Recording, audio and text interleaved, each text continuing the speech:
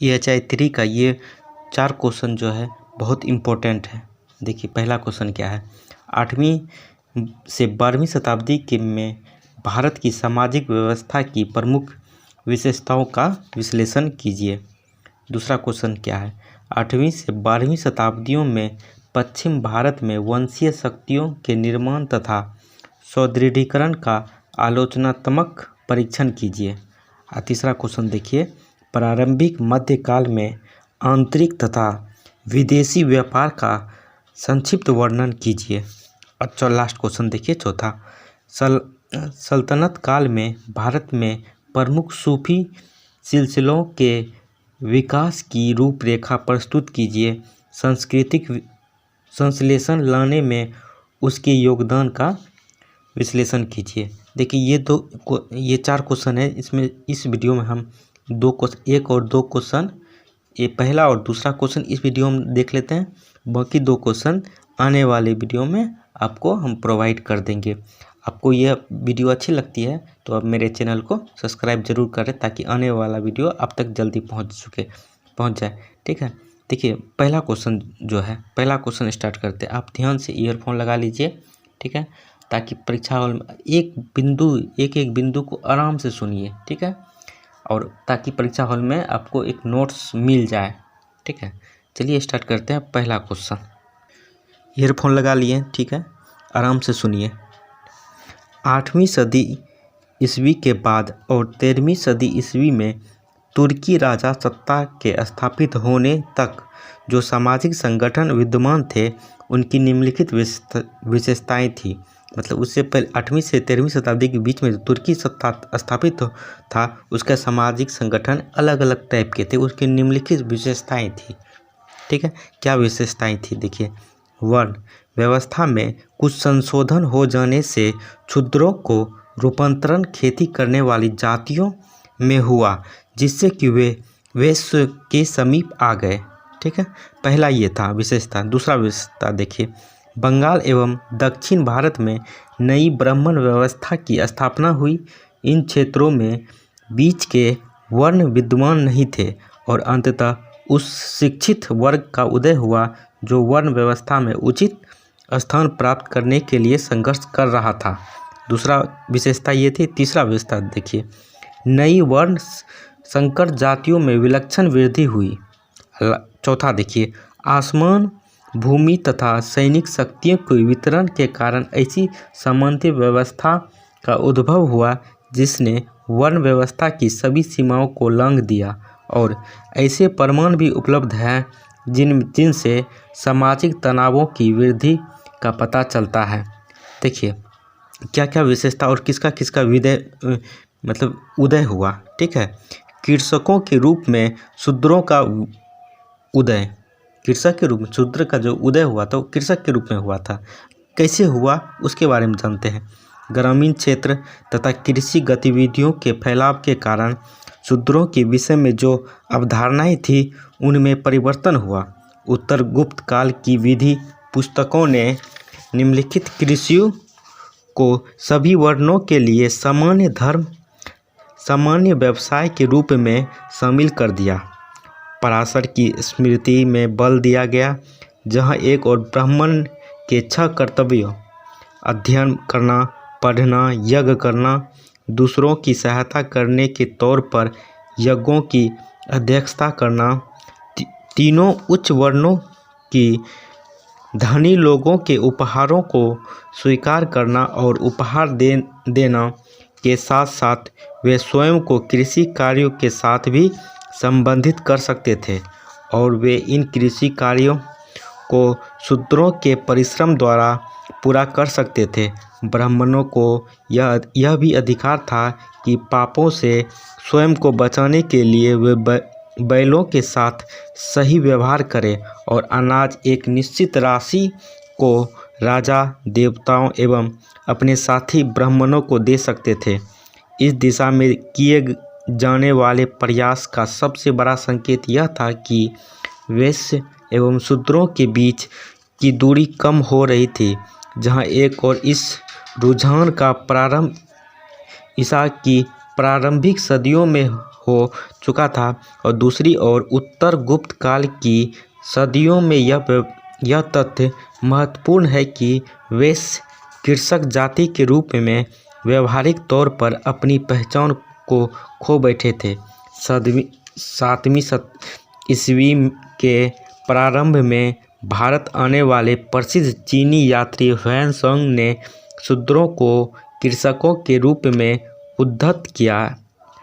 11वीं सदी ईस्वी के प्रारंभिक वर्षों में अल-बरूनी महमूद गजनवी के साथ भारत आया तो उसने शूद्रों तथा वैश्यों के मध्य कोई अंतर न पाया।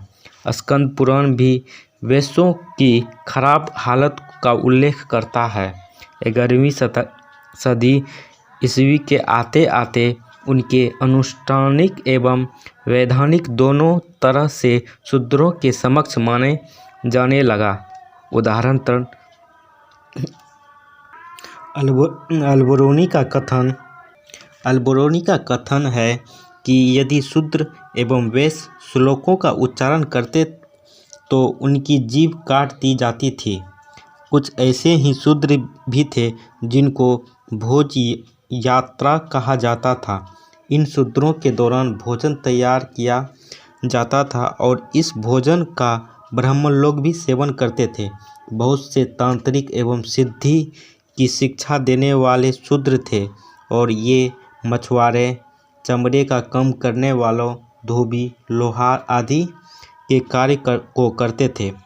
अनाश्रित शूद्रों का भी उल्लेख हुआ है। ये ऐसे शूद्र थे जो आत्मनिर्भर थे तथा जिनकी आर्थिक स्थिति अच्छी थी। ये शूद्र स्थानीय प्रशासनिक समितियों में भी थे और यदा कदा ये भी शासक अभिजात वर्ग में शामिल हो जाते थे। शूद्रों की इस तरह की उपलब्धियों निश्चित रूप से काफ़ी कम थी। देखिए दूसरा क्या उदय था, दूसरा क्या सामाजिक संगठन था। पहला देख लिए शूद्रों का जो है कृषक के रूप में सामने आना उस टाइम। दूसरा देखिए क्या है, बंगाल एवं दक्षिण भारत में मध्यम वर्गों का अभाव। वैश्यों एवं शूद्रों के मध्य दूर होते विभेदों के कारण एक ऐसी सामाजिक व्यवस्था का उद्भव हुआ जिसके अंतर्गत बंगाल एवं दक्षिण भारत में मध्यम वर्ण लुप्त हो गए। इन क्षेत्रों में नवीन ब्राह्मणवादी व्यवस्था केवल ब्राह्मणों एवं शूद्रों के लिए उपलब्ध कराई गई थी।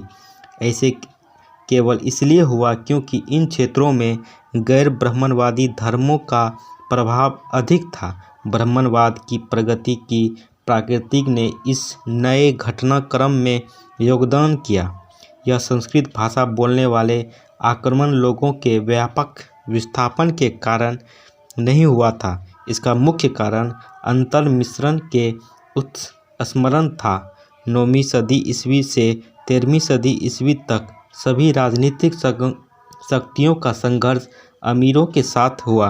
ब्राह्मणवाद पुराण में 13वीं सदी ईस्वी में के बंगाल के विषय में विवरण है और यह ग्रंथ अगाड़ी, अंबस्त, भील, चंडाल, कांची आदि ऐसी आदिवासी जातियों का उल्लेख करता है जिनको ब्राह्मण व्यवस्था में शूद्रों के रूप में स्वीकृत कर लिया गया था। जहाँ तक दक्कन का प्रश्न है, यह अमीरों के विषय में भी सत्य था।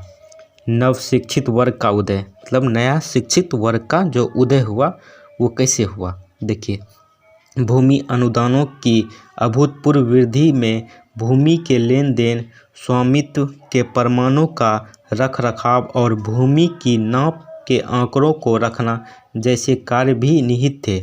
इसका तात्पर्य यह हुआ कि ऐसे वर्ग की आवश्यकता थी जो अपने कार्य में निपुण एवं पढ़ा लिखा हो। लगभग 1 दर्जन किस्म के लेखक एवं कामकाज की लेख रखने वाले वर्गों में कायस्थ भी एक वर्ग था। बंगाल से प्राप्त हुए एवं गुप्त अभिलेखों में पहली बार कायस्थ शब्द को उद्धत किया गया, मतलब मिला पहला शब्द। लेकिन उत्तर गुप्त कालीन अभिलेखों में रिकॉर्ड रखने वालों के नामों का भरपूर मात्रा में उल्लेख हुआ है। कायस्थों के अतिरिक्त करण, कार्णिक, पुस्तपाल, लेखक, दवीरा, अक्षर चूंज, धर्मलेखिन, अक्षर पाटिका जैसे नामों का भरपूर उल्लेख हुआ है। कायस्थों ने व्यक्तिगत स्तर पर पढ़ने लिखने एवं साहित्य में महत्वपूर्ण योगदान करना प्रारंभ कर दिया था। उड़ीसा का तथा रक्षित व्यवसाय के तौर पर चिकित्सक परिवार से एवं जाति के रूप में कायस्थ जाति से संबंधित था और 12वीं सदी ईस्वी में यह बिहार में स्थित विक्रमशिला विश्वविद्यालय में तंत्रवाद का स्मरणीय प्राध्यापक था, मतलब शिक्षक बने। देखिए नया मिश्रित जातियों का जो उद्भव हुआ उसमें कैसे कैसे हुआ, ठीक है। देखिए पहला पॉइंट देखिए, ब्राह्मणों में जातियों की बढ़ती संख्याओं की विशेषताओं ब्राह्मणों के बीच सबसे अधिक प्रतीत होती है। ब्राह्मण वर्ण अब केवल अपने इच्छा कर्तव्यों तक सीमित न था। मंत्री, पुरोहित, न्यायाधीश आदि जैसे सरकारी पदों पर बने रहने के अतिरिक्त ब्राह्मणों ने सैनिक कार्यों को भी करना शुरू कर दिया था। दृष्टांत के तौर पर पृथ्वीराज चौहान का सेनापति स्कंद नाम का ब्राह्मण था, जो अस्पलाक्षत के शासक राजस्थान के सेना का नेतृत्व भी राख नाम के एक ब्राह्मण ने किया था। ब्राह्मणों की कार्यात्मक भिन्नता की निम्नलिखित उपाधियों से भी स्पष्ट होती है। देखिए क्या क्या उपाधि था। श्रोतिया, पंडित, महाराज पंडित, दीक्षित, याज्ञनिक, पाठक, उपाध्याय, ठाकुर, अग्निहोत्री आदि। ब्राह्मण वर्ण के बीच हुए विभाजन के कारण क्षेत्रीय संबंध भी थी। उत्तर भारत में हमें स्वरस्वत, कन्यकुब्ज, मेथी, गंडा एवं उत्कल ब्राह्मणों के नाम सुनाई पड़ते हैं। गुजरात एवं राजस्थान के क्षेत्रों में उनकी पहचान मूल निवास करने का मूल स्थान शब्द के द्वारा की गई है और उनको मोधा, उदविया, नागर आदि में विभाजित किया गया। बाद में मध्यकाल के अंत तक ब्राह्मणों का विभाजन 180 मूलों में हो गया था। इसके अंतर्गत स्वरवच्छ की भावनाएं भी निहित थी। ब्राह्मणों की विलक्षणा विस्थापन के कारण कुछ क्षेत्रों को पाप देश, अपवित्र स्थान माना जाता था। इन क्षेत्रों में सौराष्ट्र, सिंध एवं दक्षिण पथ शामिल थे। दूसरा देखिए, क्षत्रियों में मतलब राजपूतों में 8वीं सदी ईस्वी के बाद क्षत्रियों के बीच भी अनेक जातियों की उत्पत्ति हुई और उनकी संख्या में तेजी से वृद्धि होने लगी। अकेले उत्तर के 36 राजपूत जातियों के नामों की सूचियां उस समय के ग्रंथों में दी गई है। इन राजपूत जातियों की उत्पत्ति आबादी के विभिन्न वर्गों जैसे कि कायस्थों एवं ब्राह्मणों से हुई। इनकी उत्पत्ति कुछ आदिवासी जातियों से भी हुई थी और कुछ तो मूल रूप से इन्हीं से बनी थी। राजपूत जातियों का उदय उन विदेशी आक्रमणकारियों से भी हुआ जो यहीं पर बस गए थे, तथा इनका विलय भारतीय सामाजिक व्यवस्था एवं में हो गया था। क्षत्रिय वर्ण की परंपरागत अवधारणा के अनुसार क्षत्रिय का मुख्य कार्य शासन को संचालित करना था, लेकिन विचारवेत्ताओं ने उन गैर क्षत्रियों को क्षत्रिय बनाने से इनकार नहीं किया कि जो शासक बन गए थे। देखिए वैश्य एवं शूद्रों में क्या परिवर्तन हुआ। जाति वृद्धि की प्रक्रिया ने वैश्यों एवं शूद्रों को भी अछूता नहीं छोड़ा। जिस तरह से ब्राह्मण जातियों की पहचान क्षेत्रीय संबद्धता के साथ की गई, उसी तरह से वैश्य जातियों की पहचान भी की जाती थी। इस तरह से वैश्यों को शर्मिला, नागर, पालीवाल, दिशावत आदि कहा जाता था। पुराण में शूद्रों की 100 जातियों की सूची को उद्धृत किया गया है। शूद्रों की जातियों में उपविभाजन भी क्षेत्र एवं भूमि की संबंधित पर आधारित था। शूद्र जातियों का उदय भी पादुकृत एवं चर्मकार, चमड़े का काम करने वाले कारीगर आदि जैसे औद्योगिक कार्य करने वाले समूहों से हुआ।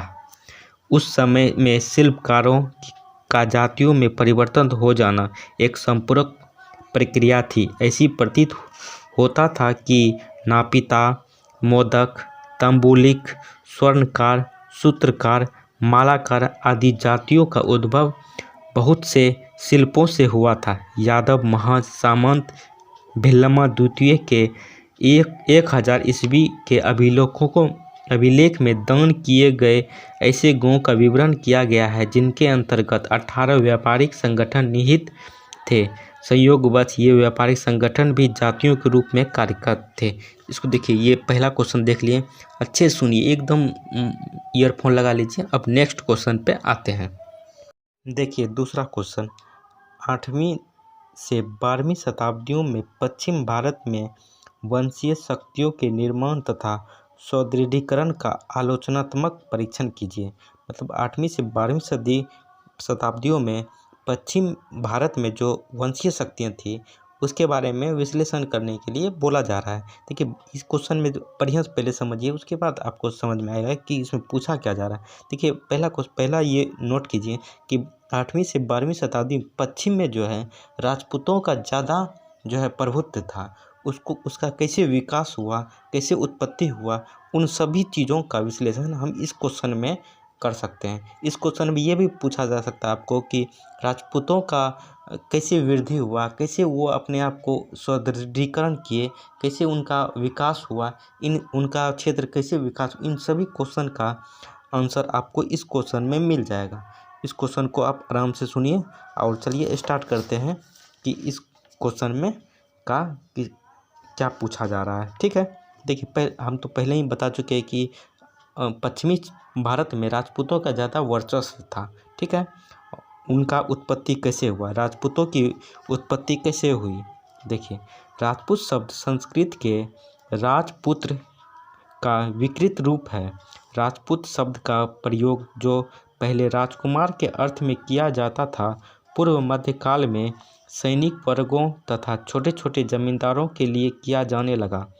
वस्तुतः 8वीं शताब्दी के उपरांत राजपूत शब्द शासक वर्ग का पर्याय बन जाता था। इस वर्ग की उत्पत्ति का प्रश्न विद्वानों के बीच अत्यंत विवाद का विषय रहा। मुख्यतः इस संबंध में 2 मत दिए गए। पहला मत था विदेशी उत्पत्ति का मत, दूसरा मत था भारतीय उत्पत्ति का मत। देखिए विदेशी उत्पत्ति का मत क्या था। राजपूतों की विदेशी उत्पत्ति के मत का प्रतिपादन सर्वप्रथम कर्नल जेम्स टॉड ने किया। उनके अनुसार राजपूत विदेशी सिथियन जाति के संतान थे। इस मत का आधार सिथियन तथा राजपूत जातियों की कुछ सामाजिक तथा धार्मिक प्रथाओं में समानता है, जो टॉड के अनुसार इस प्रकार है।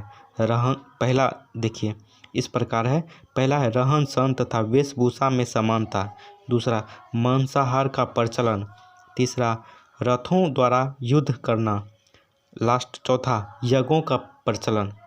राजपूत वर्ग थे ये 4 चीज़ समानतः करते थे। स्मिथ के अनुसार उत्तर पश्चिम की राजपूत जातियों प्रतिहार, चौहान, परमार, चालुक्य आदि की उत्पत्ति शकों तथा हूणों से हुई थी। मनुस्मृति में शकों को वाल्य क्षत्रिय कहा गया है। इन जातियों की वीरतापूर्वक कृत्यों को उनके दरबारी चरणों ने बहुत बढ़ा चढ़ा कर प्रस्तुत किया गया था तथा उनकी तुलना रामायण और महाभारत की वीरों से की गई। भंडारण ने भी विदेशी उत्पत्ति के मत का समर्थन किया है। उनके अनुसार अग्निकुल के 4 राजपूत वंश प्रतिहार, परमार, चौहान तथा सोलंकी गुर्जर नामक एक विदेशी जातियों से उत्पन्न हुए थे। चौहान तथा गहलोत जैसे कुछ वंश विदेशी जातियों के पुरोहित थे। पृथ्वीराज शो ने अग्निकुंड द्वारा राजपूतों की उत्पत्ति बताई गई है। इस कथा के अनुसार जब परशुराम ने क्षत्रियों का विनाश कर दिया तो शासकों का अभाव हो गया। मलक्षों तथा राक्षसों के अत्याचार बढ़ गए। पृथ्वी त्रस्त हो उठी। अंततः पृथ्वी के त्रास को हरण करने के लिए वशिष्ठ ने अबू पर्वत पर एक यज्ञ किया, जहां यज्ञ की अग्निकुंड में 4 राजपूत कुलों का उद्भव हुआ, परमार, प्रतिहार, चौहान तथा चालुक्य। इस कथा से यह स्पष्ट संकेत मिलता है कि भारतीय वर्ण व्यवस्थाओं ने विदेशी जातियों को शुद्धि द्वारा भारतीय वर्ण व्यवस्था के अंतर्गत स्थान प्रदान किया गया था। भारत का क्या मत था राजपूतों के बारे में? भारतीय उत्पत्ति का मत।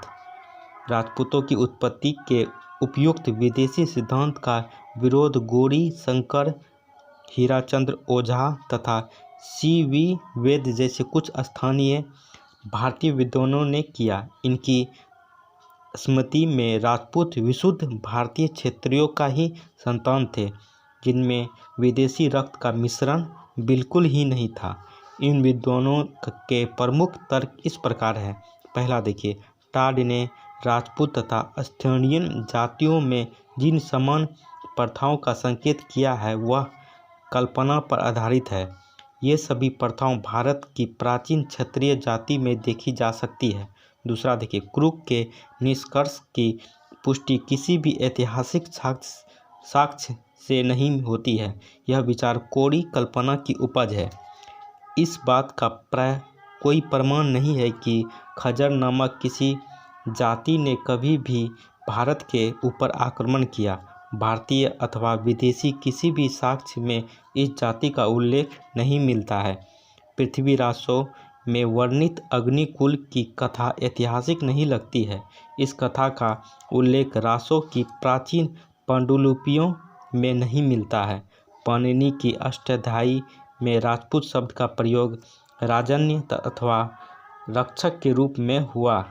महाभारत में विभिन्न प्रकार के अस्त्र शस्त्र चलाने वाले को राजपूत कहा गया है। 8वीं सदी के लेखक भावभूति ने कौशल्या को राजपुत्री कहा है। ऐसा प्रतीत होता है कि तुर्कों द्वारा पराजित हो जाने के बाद राजपूतों की राजनीतिक प्रतिष्ठा समाप्त हो गई तथा तुर्कों ने पराजित अपमान स्वरूप उन्हें राजपूत कहना प्रारंभ कर दिया। परंतु ये दोनों ही मत अतिवादी है। वस्तु स्थिति तो यह है कि भारतीय वर्ण व्यवस्था में सदा ही विदेशी जातियों के लिए स्थान दिया गया। यहाँ कोई भी जाति ऐसी नहीं थी जिसमें विदेशी रक्त का मिश्रण न हो। स्वयं आर्य भी यहाँ बाहर से ही आए थे। प्राचीन वर्ण व्यवस्था पर्याप्त लचीली थी। वैदिक काल में क्षत्रियों का कोई विशिष्ट वर्ण नहीं था, अपितु उन लोगों को ही क्षत्रिय कहा गया जो वीर तथा साहसी होते थे। स्वयं क्षत्रिय शब्द का अर्थ है छत अर्थात हानि से रक्षा करने वाला। अतः यह कहा जा सकता है कि यद्यपि राजपूत क्षत्रिय के वंशज थे, तथापि उनमें विदेशी रक्त का मिश्रण अवश्य था। वैदिक क्षत्रियों में विदेशी जातियों के वीरों के मिश्रण से जिस नवीन जाति का आविर्भाव हुआ उसे ही राजपूत कहा गया। राजपूत न तो पूर्ण रूपेण विदेशी थे और न पूर्ण रूपेण भारतीय।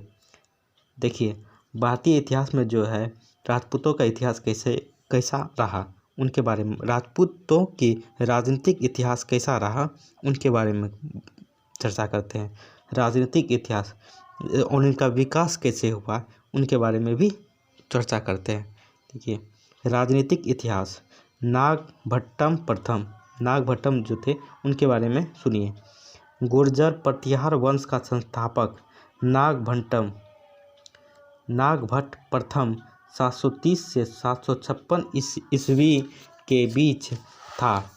वह एक पराक्रम शासक था। ग्वालियर अभिलेख से पता चला है कि उसने एक शक्तिशाली मलेच्छ शासक की विशाल सेनाओं को नष्ट कर दिया।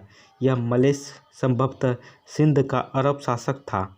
इस प्रकार नागभट्ट ने अरबों के आक्रमण से पश्चिम भारत की रक्षा की तथा उनके द्वारा रौंदे हुए अनेक प्रदेशों को पुनः जीत लिया।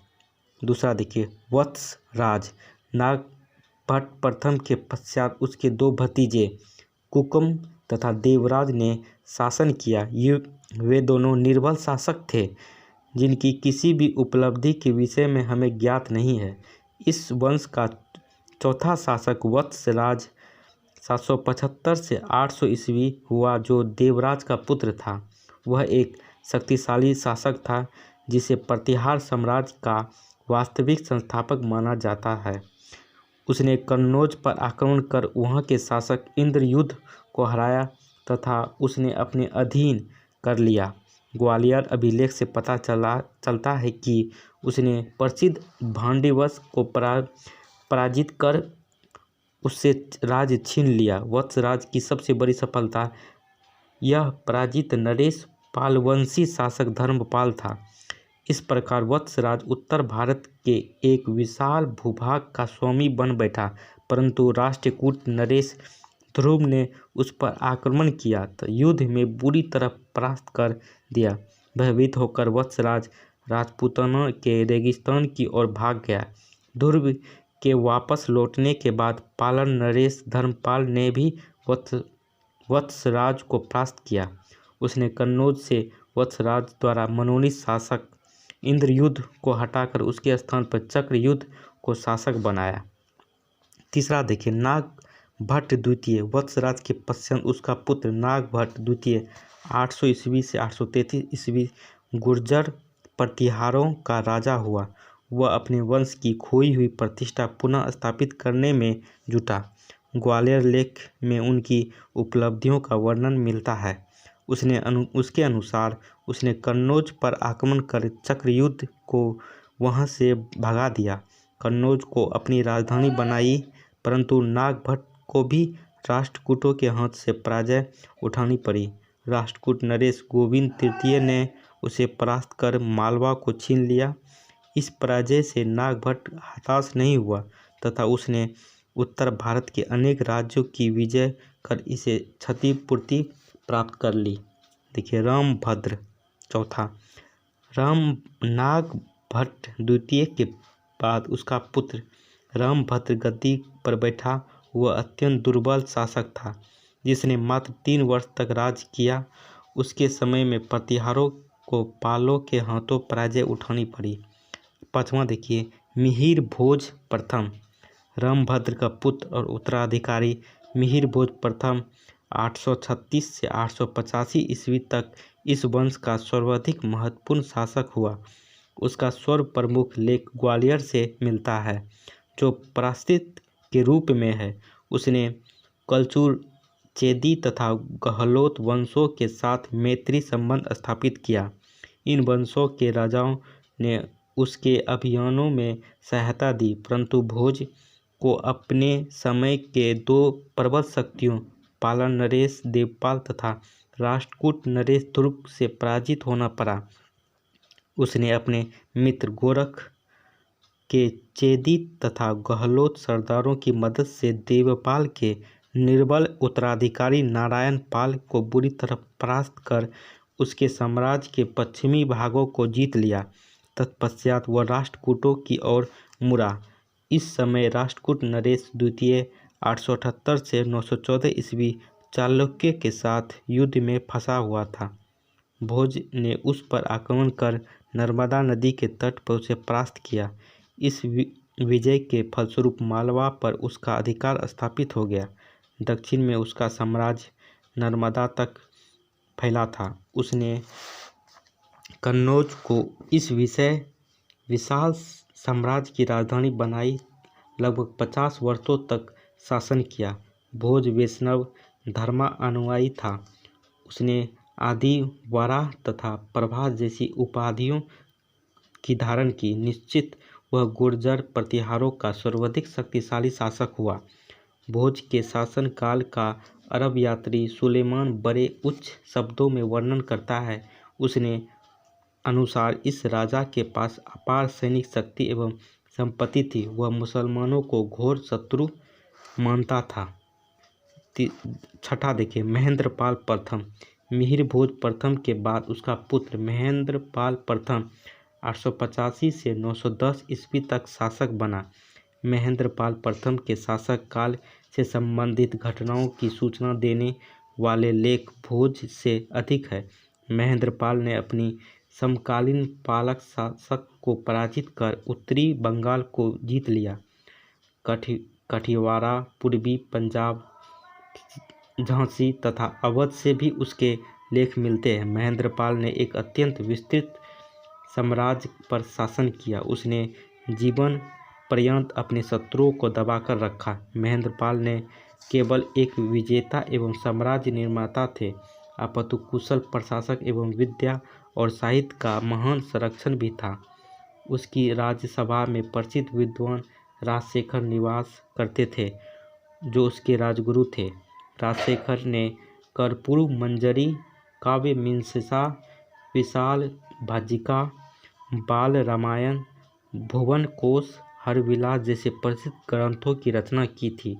कन्नौज ने एक बार पुनः वही गौरव एक प्रतिष्ठा प्राप्त कर लिया जो हर्षवर्धन के काल में उसे प्राप्त हुआ। सातवां देखिए, माहीपाल। महेंद्रपाल के पश्चात प्रतिहार वंश के उत्तराधिकारी का प्रश्न कुछ विवादग्रस्त है।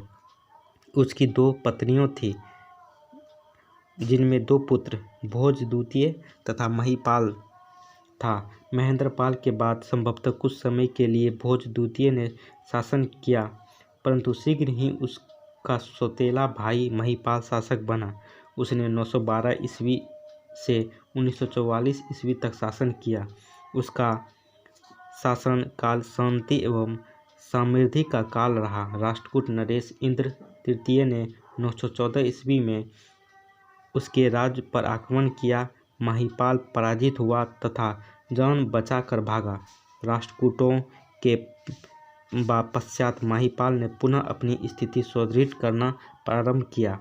राजशेखर उसे आर्यावर्त का महाराजाधिराज कहता था, जिसका केवल कलिंग, केरल, कुलूट, कुत्तल आदि पर अधिकार था। छमीश्वर ने उसे कर्नाटक का विजेता बताया। मुसलमान लेखक आलमसूदी, जो 1915 से 16 ईस्वी में भारत की यात्रा किया, महीपाल की अपार शक्ति एवं साधनों की प्रशंसा की। 8वां देखिए, महेंद्रपाल द्वितीय तथा प्रतिहार साम्राज्य का पतन। महीपाल के पश्चात उसका पुत्र महेंद्रपाल द्वितीय राजा बना, जिसने 945 से ईस्वी तक शासन किया। इसके बाद 960 ईस्वी तक प्रतिहार वंश में 4 शासक हुए। देवपाल, जो 948 से 49 के बीच में बना। विनयपाल द्वितीय, जो 1953 से 54 तक रहा। महीपाल द्वितीय 955 ईस्वी तक तथा विजयपाल 960 ईस्वी तक। इन शासकों के समय में प्रतिहार साम्राज्य की निरंतर अवनति होती रही, मतलब गिरता रहा। विजयपाल के समय तक आते आते प्रतिहार साम्राज्य कई भागों में बंट गया तथा प्रत्येक भाग में स्वतंत्र राजवंश शासन करने लगे। इनमें कन्नौज के गढ़वाल, जेजाक भुक्ती, बुंदेलखंड के चंदेल, ग्वालियर के कच्छ घाट, स्कंदभरी के चहमान, मालवा के परमार, दक्षिण राजपूताना के गहलोत, मध्य भारत के कुलचुरचेदी तथा गुजरात के चालुक्य प्रमुख है। राज्यपाल, जो विजयपाल का पुत्र था, 1018 ईस्वी तक कन्नौज पर शासन किया।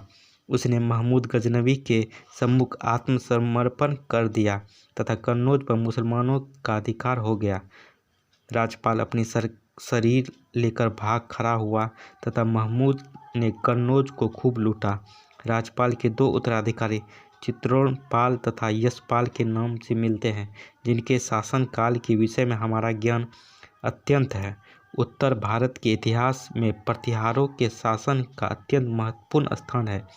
हर्ष की मृत्यु के बाद प्रतिहारों ने प्रथम बार उत्तरी भारत में विस्तृत साम्राज्य की स्थापना की। गुर्जर प्रतिहार साम्राज्य के पतन के पश्चात उत्तर पश्चिम भारत में राजनीतिक दशा। हर्ष की मृत्यु के उपरांत प्रतिहारों ने संपूर्ण उत्तर भारत के एकत्र साम्राज्य स्थापित किया, किंतु विजयपाल 960 ईस्वी के समय तक आते आते विशाल प्रतिहार साम्राज्य पूर्णतः छिन्न भिन्न हो गया। उत्तर भारत में पुनः राजनीतिक अराजकता एवं अव्यवस्था उत्पन्न हो गई। प्रतिहार साम्राज्य के ध्वस्त पर जिन राजवंशों का उदय हुआ, उनका इतिहास अग्निलिखित पंक्तियों में प्रस्तुत किया जाएगा। ठीक है, देखिए आप आराम से सुनिए ताकि आपको पॉइंट मिल सके एग्ज़ाम में लिखने के लिए, ठीक है। आपको वीडियो अच्छी लगी तो मेरे चैनल को ज़रूर सब्सक्राइब करें। चलिए, थैंक यू।